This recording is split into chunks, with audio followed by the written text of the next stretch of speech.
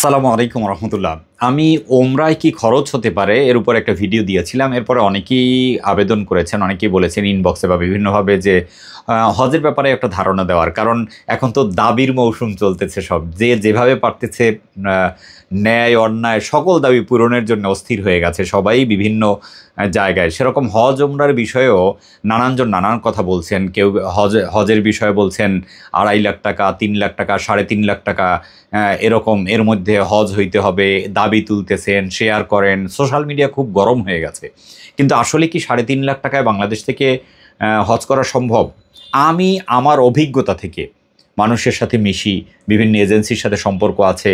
গেল বছর আমি হজে একটা গ্রুপও নিয়ে গিয়েছিলাম। তার আগে হজ করার সুযোগ আল্লাহ তাআলা রব্বুল আলামিন দিয়েছেন আত্মীয় স্বজন নিয়ে। সেজন্যে একটা ধারণা আপনাদেরকে দিতে চাই আসলে হজের ক্ষেত্রে বাংলাদেশ থেকে কোথায় খরচটা বাড়ে এবং কি খরচটা হয়।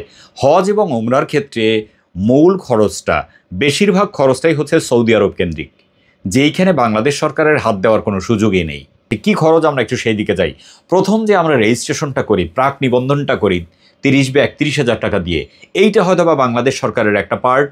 এইটা হয়তো বা কমাইতে পারে যে প্রাক নিবন্ধনে এত টাকা কেন লাগবে, এই কথাটা কেউ বলে না। এই টাকাটা কোথায় যায়? এটা কি সৌদি আরবের সাথে সংশ্লিষ্ট? যদি না হয় বাংলাদেশ সরকার প্রাক নিবন্ধনের জন্য এত টাকা নেওয়া সঙ্গত কিনা এটা চিন্তা করা উচিত। এরপরে আসেন প্লেন ফেয়ার। প্লেন ফেয়ারের ক্ষেত্রে বাংলাদেশ সরকার এতদিন পর্যন্ত এই কতটা বছর জুলুম করেছে বাংলাদেশের হাজিদের প্রতি। যেমন সৌদি আরব থেকে যারা টিকিট কেটে বাংলাদেশে আসেন ডাইরেক্ট ফ্লাইটে, কোনো কোনো সময় 60, 65, 70 হাজার টাকার মধ্যে তারা আসা যাওয়া করেন। আমি যতটুকু জানি একটু কম বেশি এটা হতেও পারে, আবার অফার দিলে আরও কমে। কিন্তু সেই ভাড়াই যখন ওমরায় যায় ডাইরেক্ট ফ্লাইটে, তখন সেইটা 86,000, 85,000 বা 80,000-এর উপরে, কোনো কোনো সময় 1 লাখ টাকা ক্রস করে।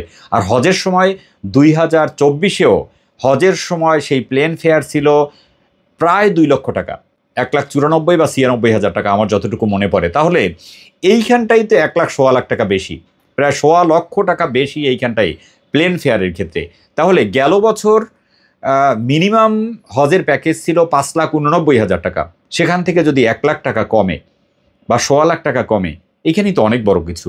এরপরে অনেকেই দেখলাম এই সিন্ডিকেট নিয়ে কথা বলতেছেন। এ বিষয়ে কিন্তু আবার সম্মানিত ধর্ম উপদেষ্টা তিনি পরিষ্কার করেছেন যে তিনি সিন্ডিকেটের কথা বলেছেন, সেইটা আবার ক্লিয়ারও করেছেন যে টিকিটের ক্ষেত্রে যে সিন্ডিকেটটা আছে অথবা এই ক্ষেত্রে কিছু করা যায় কিনা বাংলাদেশ সরকার চেষ্টা করবে। আগামী বছর আমার বিশ্বাস ইনশাআল্লাহ প্লেনের টিকিটের ক্ষেত্রে টাকাটা কমবে। আর অন্যান্য খরচের ক্ষেত্রে আপনাদের একটা ধারণা দিতে চাই, যারা এরকম বলছেন যে 2.5 লাখ টাকা, 3 লাখ বা 3.5 লাখ টাকায় হজের দাবি করছেন বা এরকম হবে এই কথা বলছেন। এই কথাগুলো কেন বলছি? বহু মানুষ আমাকে প্রশ্ন করছেন। আজকেও লন্ডন থেকে এক মুরব্বী ভদ্র মহিলা, প্রবীণ মানুষ, তাকে বুঝাতেই পারছিলাম না। তিনি বলেছেন সোশ্যাল মিডিয়ায় তো বারবার এই কথাগুলো বলছে, এটা কি না জেনে বলছে? এই কারণে আপনাদেরকে একটু পরিষ্কার করে দিতে চাই। প্রথমে বললাম 30,000 টাকা রেজিস্ট্রেশন ফি, এইটা সরকার যদি কমাতে পারে, আমি জানি না এটা কমাতে পারবে কিনা। এরপরে প্লেন ফেয়ারের ক্ষেত্রে এটা কমানো সম্ভব। এরপরে থাকে কি? এরপরে থাকে হচ্ছে সৌদি আরবের বড় একটা খরচ, সেটা হচ্ছে মোয়াল্লেম ফি। যেই মোয়াল্লেম ফি এর মধ্যে সৌদি আরবের ট্রান্সপোর্ট রয়েছে, মিনা, মুজদালেফায়, আরাফায় ব্যবস্থাপনা, এই সার্বিক ব্যবস্থাপনার জন্যেও সৌদির একটা কোম্পানি কাজ করে, যাদের সাথে বাংলাদেশের এজেন্সিগুলো চুক্তিতে আবদ্ধ হয়, যার যতজন হাজি থাকে এই নিয়ে। এই বাড়ানো কমানোটাতে আসলে বাংলাদেশ সরকারের উপর নির্ভর করে না, এটা সৌদি সরকার বা সৌদি এজেন্সিগুলোই নির্ধারণ করে। সেই ক্ষেত্রে মোটা অঙ্কের একটা খরচ আছে। এরপরে আমার যতটুকু ধারণা, একদম লো কোয়ালিটির হোটেলে, দূরের এবং লো কোয়ালিটির হোটেলে থাকলেও আমার যতটুকু ধারণা 2.5 থেকে 3,000 রিয়ালের নিচে পারে না। তাহলে এইখানেও তো প্রায় 1 লাখ টাকা হোটেল খরচ। খাওয়ার খরচও মনে হয় 1,000 খানেক রিয়াল লাগে। তাহলে আপনার 30,000, প্লেন ফেয়ার 1 লাখ, 1,30,000, আপনার হোটেল ভাড়া যদি 1 লাখ টাকার মতো লাগে, তাহলে এখানেও তো আরও 1 লাখ, 2,30,000 টাকা। তারপরে খাওয়ায় যদি আপনার 30,000 টাকাও খরচ হয় বা 32,000 টাকা খরচ হয়, এইখানেই তো 2,60,000 টাকা। তারপরে মোয়াল্লিম ফি একটা বড় অংশ আছে। এই ক্ষেত্রে এই যে মোটা অঙ্কের খরচটা, আমি মোয়াল্লিম ফিটার ব্যাপারে একদম ক্লিয়ার না, এজন্য আপনাদেরকে ক্লিয়ার করছি না, কিন্তু বড় একটা অংশ এটা আমি জানি। আরেকটা কথা আপনাদেরকে বলে যাই, অনেকে তো যারা এই হজের বিজনেস করছেন এদের প্রতি প্রচণ্ড রকম বিরূপ মনোভাব পোষণ করেন এবং অনেকে অনেক খারাপভাবে কথাবার্তা বলেন, অনেকে হজের দালাল বলেন, নানান কিছু বলেন। কিন্তু যারা এই কাজটা করেন ব্যত্যয় আছে, অনেকেই অন্যায় করছেন, কিন্তু যারা এই কাজটা করেন এটা প্রচণ্ড রকম কষ্টের একটা কাজ।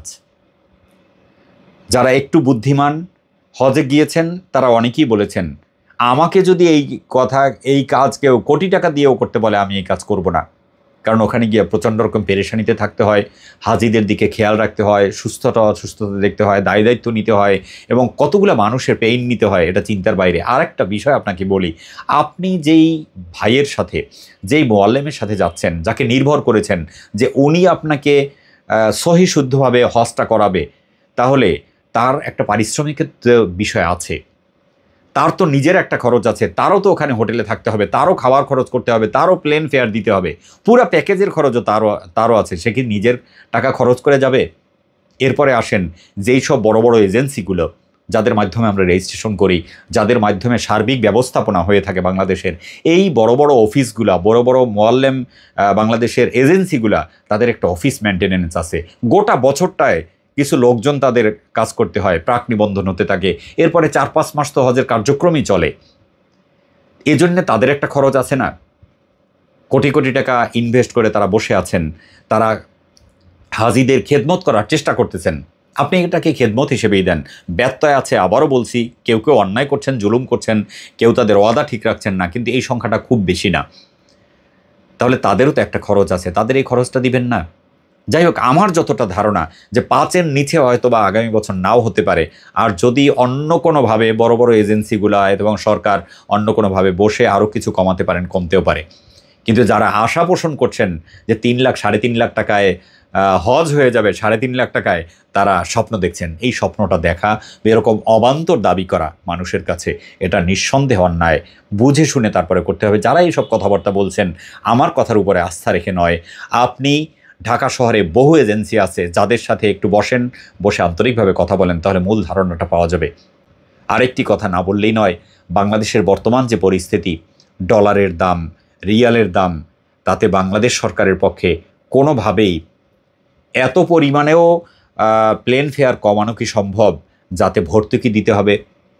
মিনিমাম খরচটা তো তাদের নিতে হবে। লস দেওয়ার সুযোগ বা সময় বাংলাদেশের এখনও আসেনি, ভর্তুকি দেওয়ার সময় হয়তো বা এখনও আসেনি, আগামী বছরও পারবে কিনা জানি না। তবে আমাদেরও দাবি থাকবে যে যদি কখনো সুযোগ থাকে, অন্তত হাজিদের দিয়ে যেন প্লেন ফেয়ারেও প্রফিট না করা হয়, সমান সমানে নিয়ে টানুক বা সামান্য প্রফিটে এটা টানুক। আমার এই কথার মধ্যে যদি কোনো ভুল থেকে থাকে, কোনো ভুল তথ্য আমি দিয়ে থাকি, মিথ্যা দেইনি, আমি বুঝে শুনেই বলছি, ভুল তথ্য যদি দিয়ে থাকি কমেন্টে আমাকে সংশোধন করে দেওয়ার চেষ্টা করবেন। আল্লাহ তাআলা রব্বুল আলামিন আমাদেরকে সবাইকে বাইতুল্লাহ তাওয়াফ করার তৌফিক দান করুন। আল্লাহ তাআলা রব্বুল আলামিন বাংলাদেশ থেকে, বাংলাদেশের মানুষ যেন সহজে হজে যেতে পারে, ওমরায় যেতে পারে, সেই ব্যবস্থা আল্লাহ তাআলা রব্বুল আলামিন করে দিন। আসসালামু আলাইকুম ওয়া রাহমাতুল্লাহি ওয়া বারাকাতুহু।